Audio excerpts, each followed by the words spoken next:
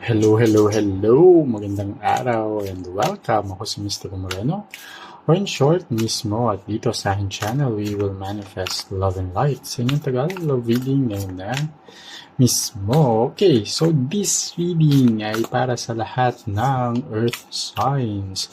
Taurus, Virgo, Capricorn, and tingnan natin kung ano yung masasabi kong energy from the collective. So, bubunot ako ng dalawang cards from this deck. That will be the overall energy of this reading. And sa lahat ng earth signs, kung mag-resonate yung reading nito, sana supportan nyo by liking this video and commenting below. At sa mga bago na nakasubaybay, kung you're connecting with me and my readings, subscribe na po para mag-grow ang aking channel at marami pa akong magawang love readings para sa inyo. Okay, sige. So it's still July, end of July, so I'll still get the 7th card. So first card, move beyond your limits. Oopsie. And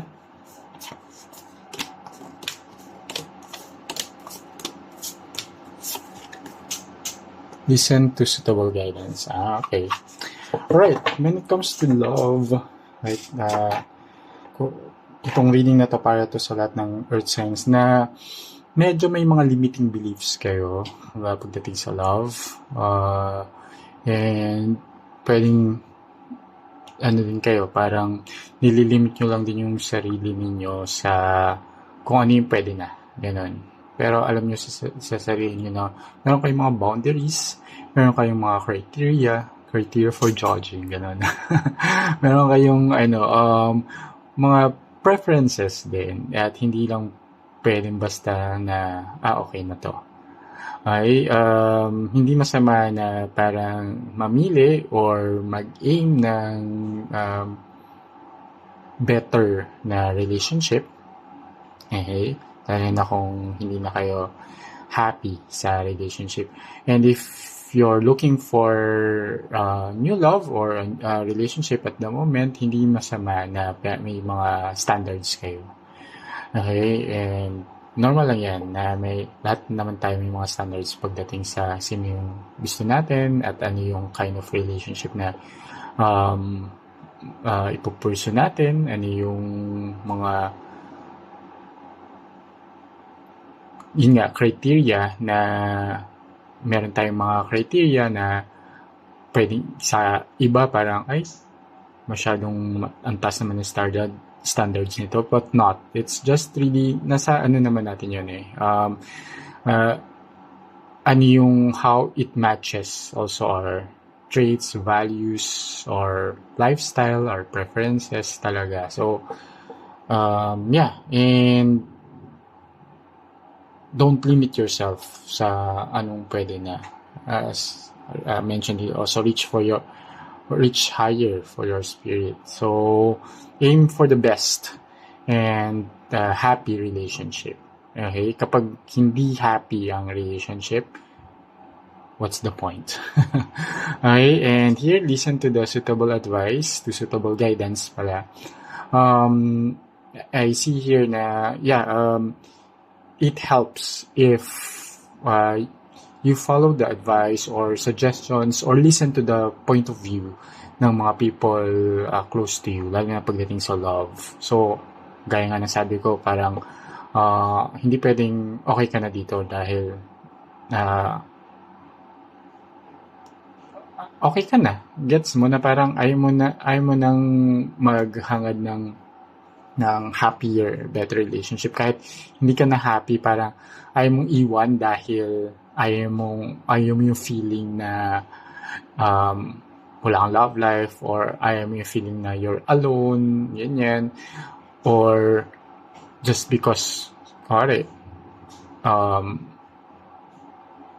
okay financially, pero emotionally, sobrang detached, or very attractive, pero hindi ka naman tinitreat ng tama, ganun. So, those are limitations sa pagiging happy mo and sa pag-grow mo sa relationship. And people, I think, are noticing. People around you, close to you, your family, your best friend, your closest friends. So, it's helpful. It would help you then pagdating sa iyong love life, yung pakikinig sa mga taong nagki-care din talaga sa iyo kasi they see the relationship from a different lens, from a different perspective. So yeah, it would really really help you. Okay, so tingnan natin ano yung details kung bakit ito yung overall energy na lumabas for the earth signs. So, bubunot ako ng 4 cards from this deck and 4 cards from the other deck. So, 1 pair for the recent past, 1 pair for the present moment, 1 pair for the near future, and another pair, last pair, sa hidden energy. So, yeah. And gusto kong magpasalamat sa lahat ng earth signs na patuloy na sumusuporta sa Mystico Moreno channel. Thank you so much po. Sana patuloy niyo pong suportahan by liking, commenting, and subscribing. Okay, at I would like to remind everyone lumabas si the lovers. To remind everyone that this is collective and general love reading. So it may or may not resonate with all of you. Okay, best na mag-book kayo ng personal private reading na naka-align sa energy ninyo. Nasa description box lang naman yung email address ko.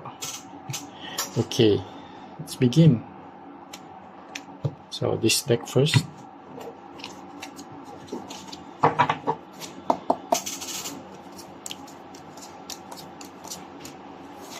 So recent past, 10 of coins.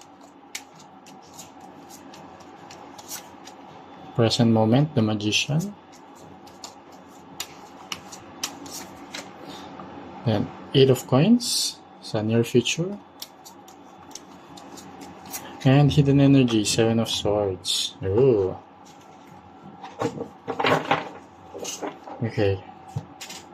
Paired by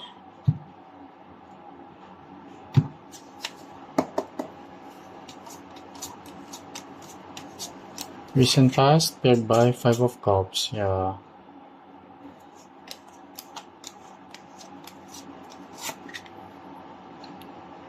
Present, paired by justice. Near future, by judgment. And lastly, hidden energy. See, death card. Yeah. Pretty much, in-elaborate lang niya talaga yung overall energy.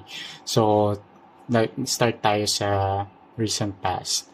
So, here, recent past, 10 of coins plus 5 of cups. So, ayun nga, yung abundance sana na, and yung stability, security, happiness na sana na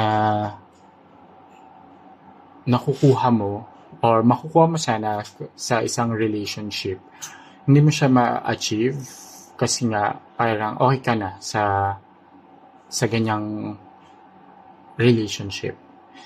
Okay? Imbis na parang may ibang opportunity pa for you, may other people that could give you that. Parang ayaw mong umalis sa relationship. Dahil parang yun nga, ang dami mong mga fears na ayaw mo yun na magsimula ulit or makakilala ulit at tapos mag-start ulit sa getting to know stage or masyado ka ng comfy, alam mo yun, yung parang comfortable ka na sa not even bare minimum na binibigay ng person mo at yung sa fulfillment ng relationship wala. Pero ayun, kasi now nakakabit siya kay 5 of cups, which is I can see, I can sense, I can get the energy here na hindi ka masaya talaga. Five of Cups is a card of, I mean, may, parang you're grieving for yourself. Deep inside, hindi ka talaga masaya. Deep inside, gusto na lang kumawala ng soul mo from that unhappy, unfulfilling,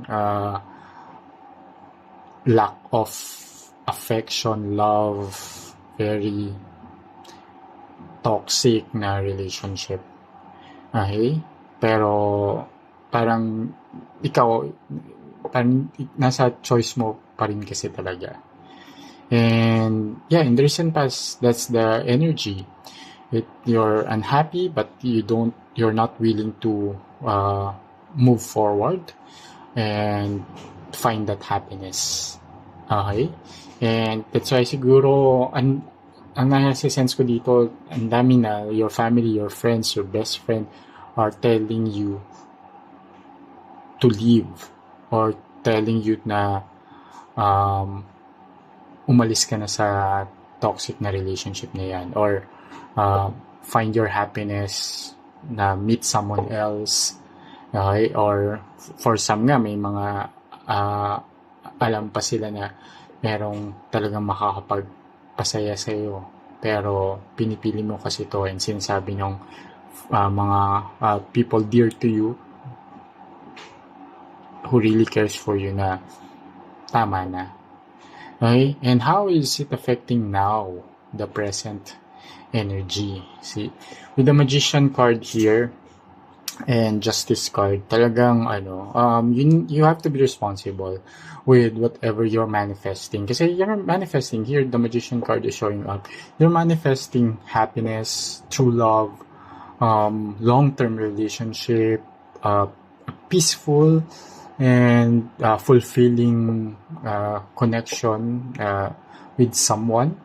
Yung love talaga na-reciprocate siya, yun yung mga minamanifest mo Pero hindi siya mag-materialize unless, just this card showing out here, unless maging responsible ka to do what is needed para mag-materialize din yung mga minamanifest mo. Kasi nga, kung hindi ka nakikinig sa mga taong nagki-care sa'yo, and hindi ka rin nakikinig sa sarili mo, sa sinasabi ng puso at isipan mo, okay? Parang ayaw mong gumalaw-galaw. Okay, parang na-stuck na nga yung katawan mo dun sa unhealthy relationship na yan. Diba? You have to be accountable with your actions, with your choices. And that's what the present energy is. Medyo talagang stuck ka. Gusto mo, okay, may manifest ka, pero it's time talaga na you have to take action then. Okay? Para magkaroon ng harmony. Kasi here, it will affect your near future energy. And as you can see here, yeah, parang nakikita ko naman dito, parang dito sa energy, magkakaroon ka ng self-awareness din kasi. Okay? And that self-awareness will, at least, good yun, na parang, oo nga, dapat nakinig na ako sa friends ko, sa sarili ko. May mga realization ka at the present moment. And dahil nga dun sa unhappiness or sadness na na-feel mo in the recent past, nagkakaroon ka ng new realizations about the relationship, about the connection, which will lead to the near future na ang mangyayari is you'll be determined to redeem yourself. With the Eight of Coins here, which is an energy of determination, and Judgment as an energy of redemption. Yeah, you'll forgive the person, the past, this person that eventually you will just leave behind. Either you choose yourself muna, or choose to hanapin yung true happiness sa isang relationship, true love.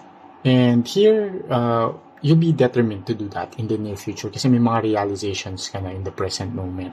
And it will really help you move forward and finally ma-meet yung right person kasi wala nang mga negative energies na nagbo-block.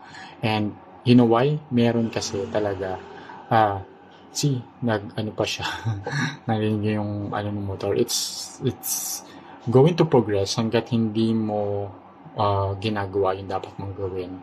And this might even change kasi this is the hidden energy. Seven of Swords and the Death card. First, the hidden energy is that your person is and the relationship is really toxic because this Seven of Swords energy is an energy of manipulation. For some of you, sobrang minamanipula na. Kaya din parang kala nyo okay lang magstay kasi may manipulation na nangyayari. And Seven of Swords energy is also an energy of deception. Para may pinapaniwala sa inyo na ang daming gaslighting na nangyari. May pinapaniwala kayo sa isang bagay na hindi naman talaga totoo. And may even cheating incident for some of you. Okay? And here with the Death card showing up here and the Five of Cups here, na interested mas unhappy na kayo. At the present moment, talagang wala na. Even kayo talaga, parang na lang kayo. You're just there for the sake of having someone by your side, pero hindi na talaga kayo happy. And this is hidden energy. Subconsciously, wala na. Tapos na rin talaga. Kahit sa end ninyo, hindi na kayo masaya. Tapos na. Okay? Physically or now, nakikita natin na parang, sige, hindi pa kayo break. Hindi, you're still together. Pero deep inside, in your heart and in your mind, wala na. Tapos na. Okay? So, yeah, I mean, it's important to really move beyond your limits and listen to suitable guidance because this is the energy na nakuha ko and nasasagot ko. And if you're in this situation, this is your guidance. And sana nakatulong nga itong reading na to para mabigyan kayo ng insight and ng kalinawan sa magiging decision ninyo sa mga susunod na araw. Okay, always use my reading with discernment. Nasa kamay pa rin natin ang ating kapalaran. Hawak pa rin natin ang ating hinaharap. At we all have free will kasi. Okay? So, use it wisely. Alright. So, kita-kits na lang sa mga susunod ko pang love reading. Ako si Mystico Moreno, or in short, mismo. Kita-kits. Ingat!